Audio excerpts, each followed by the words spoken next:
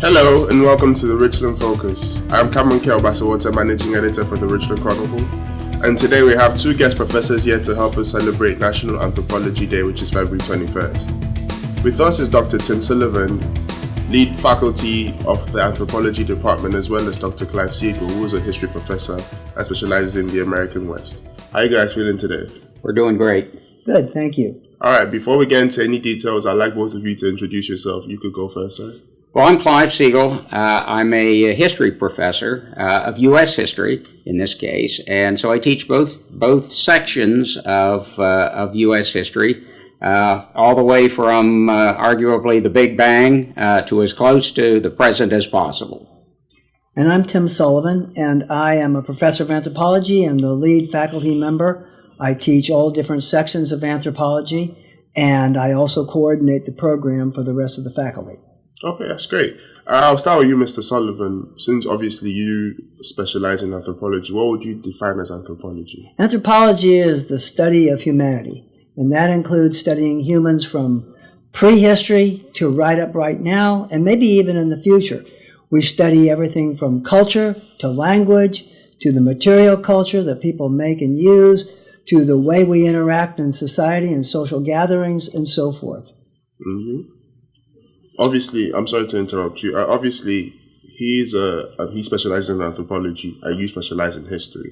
So what is the intersection between both of you guys? Well, there's a definite overlap, particularly in areas like anthropology, where sometimes the historical record simply doesn't exist. Anthropology a lot of times fills in those blanks. Plus, history is about people.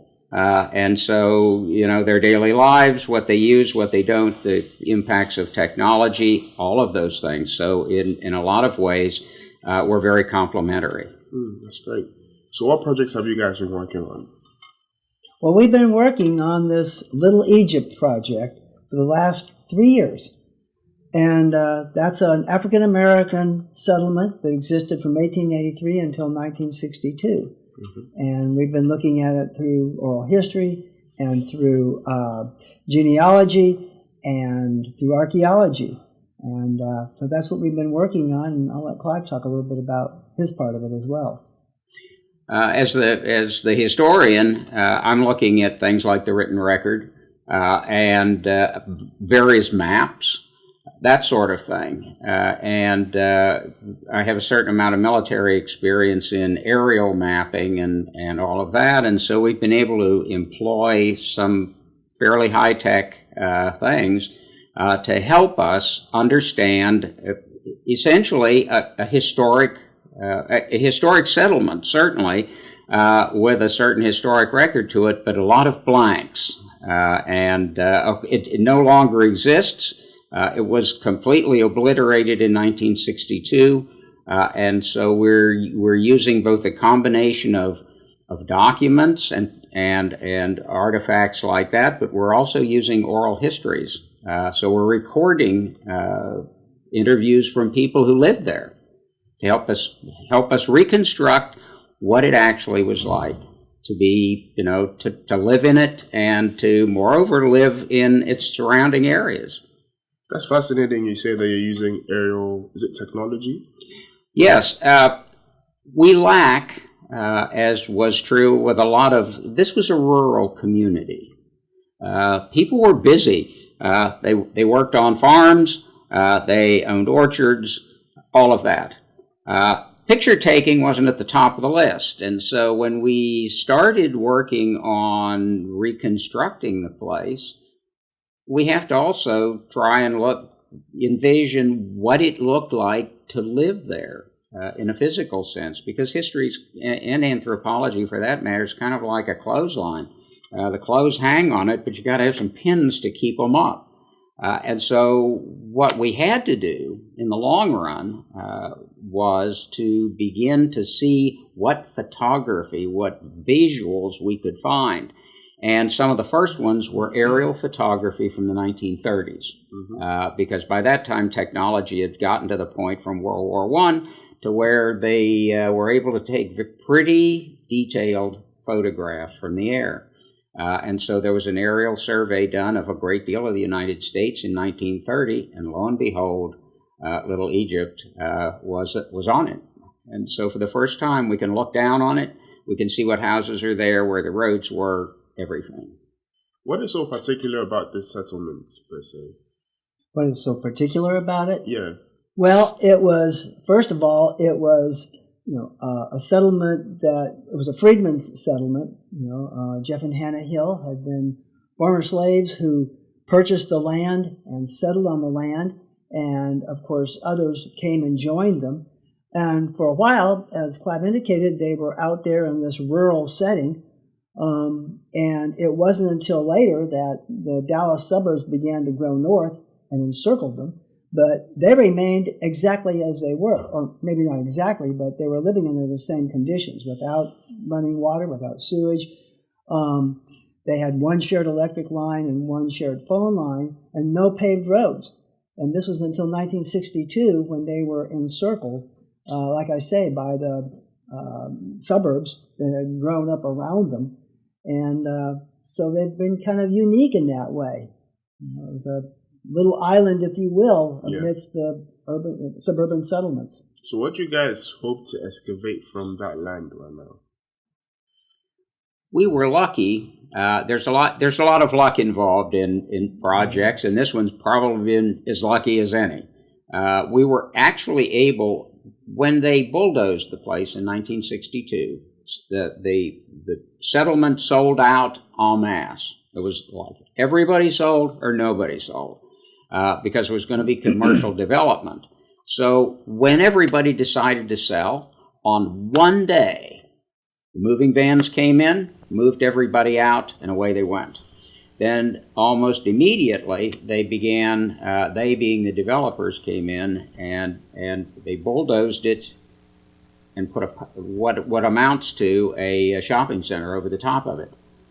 They did almost every inch of it but one.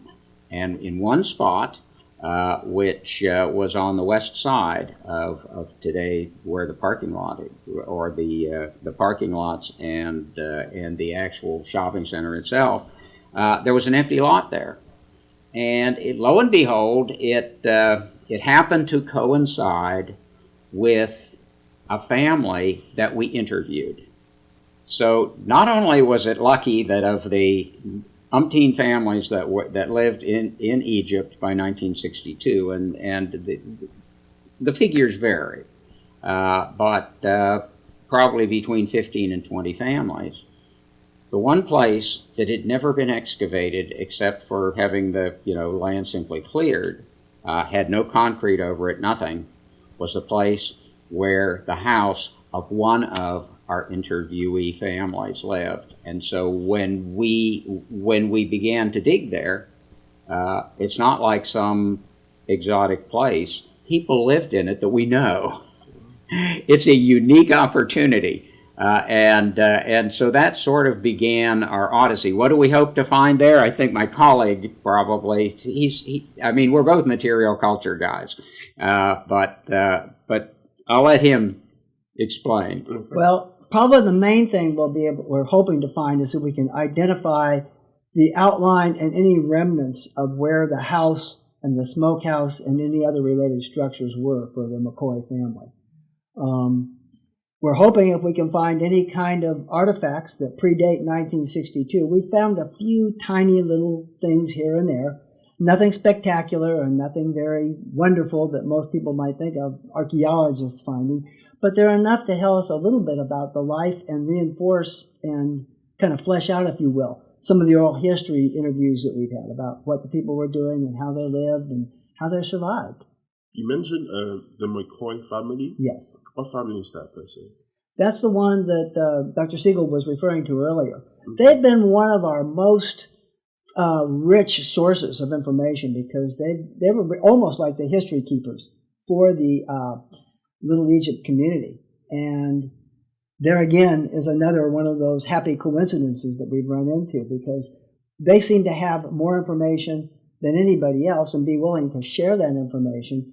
And it just so happens that they live there. So, they've been probably one of the brightest spots in this whole thing. It just so happened that we were able to go in and excavate there or do what we can because it hadn't been paved over, as Dr. Siegel pointed out. Yeah, and ironically, they were one of the first people we interviewed. I had to cold call a lot. You're looking at a blank slate in a lot of instances. So there was a church there, the Egypt Chapel Baptist Church. This wasn't just a settlement. It also was it was a rural settlement of a certain pattern, and there were a lot of small churches in North Texas. In fact, right around Richland here, and so this particular church, which was a Black Baptist church, was looking for a home. It was originally chartered in the late 1870s, but by 1920. They had bought land, or at least begun the process, and they built a brick church within the boundaries of the settlement. Like a lot of rural areas, they became the center of things. I mean, people from not just the Egypt tract, but all around them came to this church, So when they bulldozed everything, there was a diaspora of people. Some went to South Dallas, some went to Garland.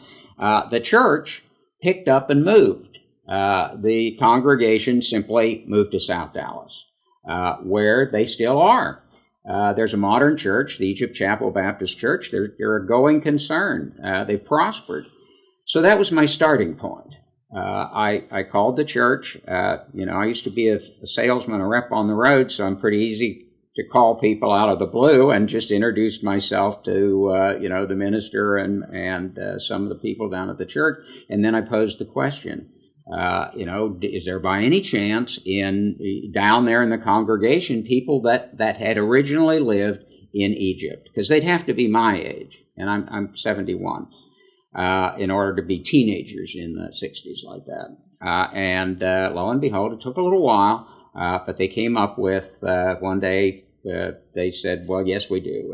His name is Jerry McCoy, and he's a member here, and his family is, and whatnot. And I said, well, would it be possible for us to possibly interview them? They said, well, we'll check, and that's where it started. And the McCoys, it's just absolutely serendipity that we couldn't have picked anybody better. It was like it was meant to be. And not only were they great interviewees, but they were a huge repository of the culture of the place. And through them, we were able to really begin to get some kind of traction on who lived there. They knew everybody that lived there. And all of that. They listed them with their children. They pointed out from the aerial photographs the houses. Well, who lived in this house? Oh, that was so-and-so. It was like a miracle. And in the anthropology world, it was like the Rosetta Stone, really if you're familiar with that. And that's the way we started this. Okay. And with this kind of project, it would seem like you need a number of bodies to undertake this. Do you guys have an army of people working with you, or is it just both of you? Yes, we do. The whole thrust of this was that we combined our classes into a learning community. So my anthropology class and his history class, gathered together as a learning community around the theme of Little Egypt, because that was a nice way to talk about culture and archaeology, and also talk about U.S. history, in the second part since Reconstruction. And so we've put them to work, but we've also been really fortunate to have some volunteers from some other classes. One of our adjuncts has brought his class into it. I've had a few volunteers from some of my other classes where I've put out the word that they can get some extra credits. Students love those extra credits, right? And they've come out and helped us out. And so we've also had, actually, specialists in some of the other areas too. One of the things that he was talking about was the aerial photographs that we've done. We've got a drone that flies over, and that was Daniel I'll let you Davenport. talk a little bit about that if you want to. But yeah. One of the history professors here, Daniel Davenport, and his wife are pretty versed in GIS mapping. And so we've taken this thing to another level in that we've actually deployed a drone that they flew, and we've taken not only aerial photographs, but photographs that can literally be geo-positioned, so that when we're looking down at things, we can take structures and things from another age, and we can flop them on top. And they'll actually reposition themselves, so to speak. It's a lot of software and things, but when you're looking down on let's say the McCoy's house, we can take photographs of the McCoy's house from say 1962, geoposition them and flop them in there, and so when we're digging, we actually have, if you will, a kind of like a pirate's map. Yeah. I mean, it's not an exact science, but it's pretty amazing. We've also begun to use 3D technology to reconstruct the McCoy's house. So we are using gaming software, and so we have another project where we're actually taking their house and we're in a virtual sense reconstructing it with the idea that someday you'll be able to fly through it, so to speak. And so you'll be able to go through the doors, go through the rooms, all of that. I mean, we're thinking big here. Well, but that will require the recollection of the McCoy family for that to work. It does, and that's a very important part of that. I mean, we have to go to them, and I'm sure they're probably tired of me, but I go, so what exactly is so the roof was asphalt, right? What color was it? Or, what color was the trim? Or, how many panes were in the windows? And it's a good thing there's just not Jerry. He's got 2 sisters and 2 brothers. So collectively, we have a huge number of people that can, one of them or all of them can remember certain parts of it.